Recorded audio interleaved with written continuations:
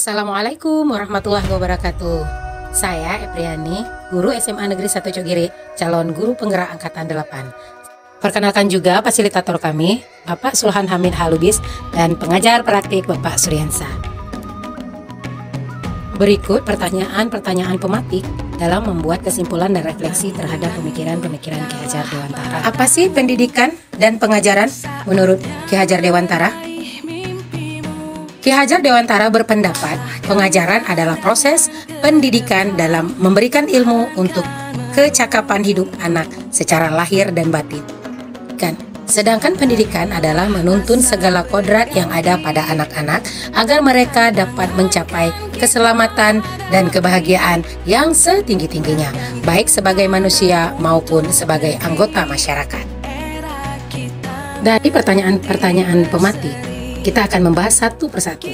Yang pertama, apa yang Anda percaya tentang murid dan pembelajaran di kelas sebelum Anda mempelajari modul 1-1? Ada sedikit pendapat Felix Yu yang menurut saya tidak jauh beda dengan Ki Hajar Dewantara. Beliau berkata, ketika aku melampiaskan amarah pada anak-anak, aku khawatir itu yang terakhir mereka ingat. Dan juga pendapat Margaret Mea, anak-anak harus diajarkan cara berpikir, bukan apa yang harus mereka pikirkan. Sebenarnya, saya bukan tipikal guru yang kejam, sangar, cuma ingin mendisiplinkan siswa-siswi.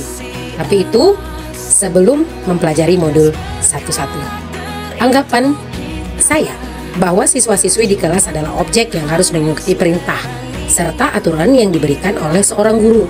Ternyata saya menyadari telah menerapkan teacher center karena beranggapan bahwa pembelajaran berpusat pada guru selama proses pembelajaran di kelas berlangsung.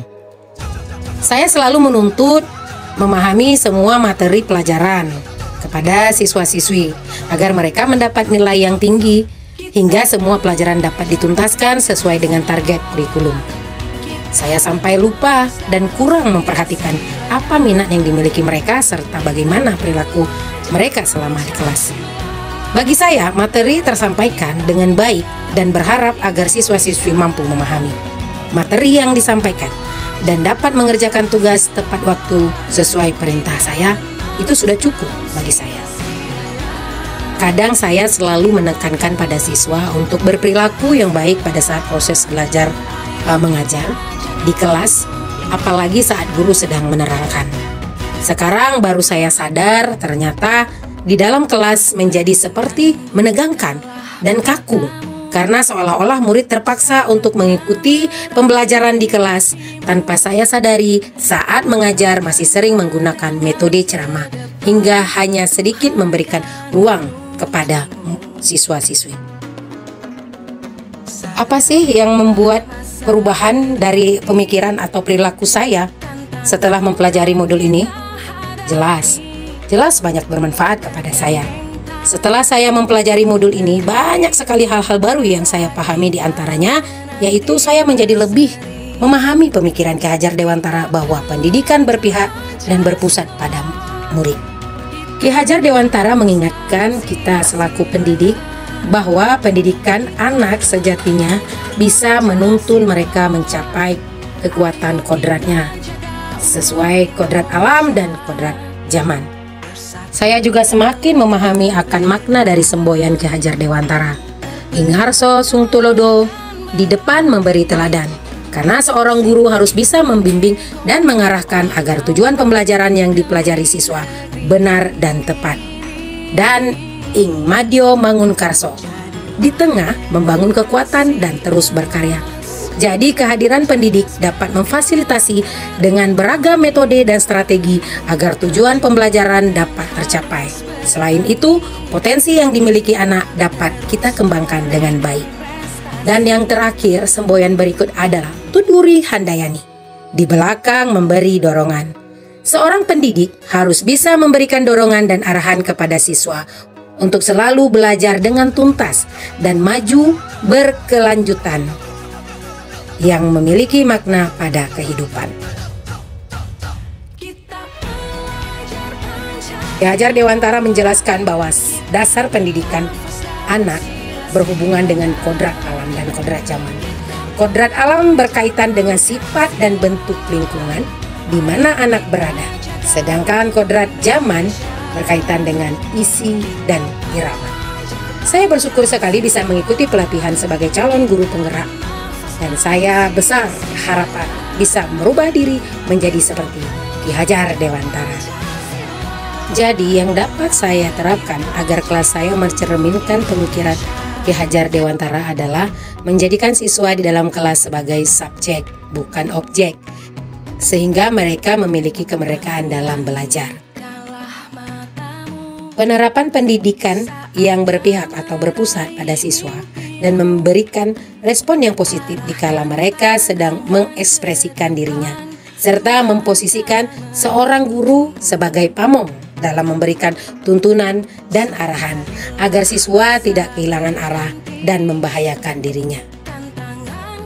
Saya juga mengajak siswa dalam pembuatan kesepakatan kelas, sehingga guru tidak dominan dalam memberikan aturan kelas. Memberikan ruang waktu kepada siswa agar bisa mengekspresikan diri, sehingga saya mampu melihat bakat dan minat dari siswa tersebut, yang nantinya dapat menuntut si siswa untuk diarahkan kepada hal yang baik. Menciptakan suasana kelas menjadi lebih menyenangkan dan menggunakan metode pembelajaran yang lebih menarik dan inovatif. Memberikan pembelajaran yang menyenangkan melalui media pembelajaran yang bervariasi, baik berupa gambar, video, ataupun audio. Pembelajaran yang berbasis permainan atau istilahnya bermain sambil belajar. Berusaha menunjukkan teladan dan contoh yang baik dengan memberikan penguatan pendidikan karakter kepada murid sesuai dengan 6 profil pelajar Pancasila. Selain disiplin, beriman, bertakwa kepada Tuhan Yang Maha Esa, berakhlak mulia, beraneka ragam global, gotong royong, serta mandiri dan bernalar yang kritis dan kreatif. Setelah mempelajari modul 1-1 dan merefleksi diri tentang pemikiran Ki Hajar Dewantara, saya menyadari bahwa apa yang selama ini saya lakukan ternyata kurang tepat. Seharusnya pembelajaran itu harus saya lakukan menyeluruh, dari kognitif, afektif, fisikomotor, sosial, budaya, dan spiritual. Karena guru adalah fasilitator dan motivator. Pembelajaran yang akan saya terapkan merencang dan memberikan pembelajaran yang menyenangkan melalui media dan metode yang bervariatif, dan memberikan kesempatan kepada siswa-siswi untuk menggali dan mengekspresikan diri sesuai kemampuan mereka.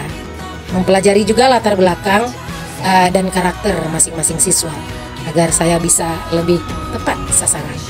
Tidak menghukum atau kasar dan memaksakan diri terhadap apa yang saya mau, tapi apa yang mereka mampu. Lebih kepada menuntun. Dan yang terakhir, menetapkan pembelajaran kompetitif 4C, seperti apa yang kita ketahui dari Ki Hajar Dewantara: kreatif, berpikir positif, kolaborasi, dan komunikasi. Pesan dan harapan buat para guru di seluruh Indonesia: jangan paksa anakmu untuk menjadi seperti dirimu, karena mereka tidak terlahir di zamanmu. Kembali Ali bin Abi Thalib. Dan Harold Halbert, anak-anak membutuhkan cinta, terutama ketika mereka tidak pantas mendapatkannya. Dan yang paling utama dan terutama, kata-kata semboyan Ki Hajar Dewantara: Ingarso Suntuludo, Ing Madio Mangunkarso, Tuguri Handayani. Di depan memberikan contoh, di tengah memberikan semangat, dan di belakang memberikan daya kekuatan. Nyalakan pelita, terangkan cita-cita. Saya, Kefriani, terima kasih sudah menonton. Jangan lupa like, subscribe, dan komen. Belajar terus belajar. Assalamualaikum warahmatullahi wabarakatuh.